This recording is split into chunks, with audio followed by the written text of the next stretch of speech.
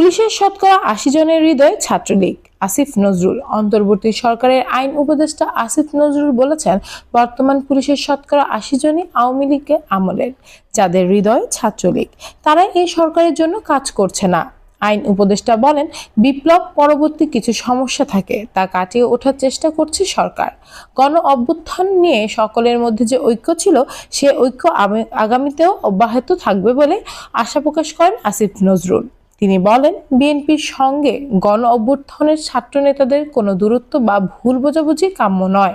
এটি গণহত্যাকারী আওয়ামী লীগের নেতাকর্মী ও তাদের দোসরদের কতটা উৎসাহিত এবং বেপরোয়া করে তুলতে পারে, তার কিছুটা প্রমাণ আমরা গত কয়েকদিনে পেয়েছি।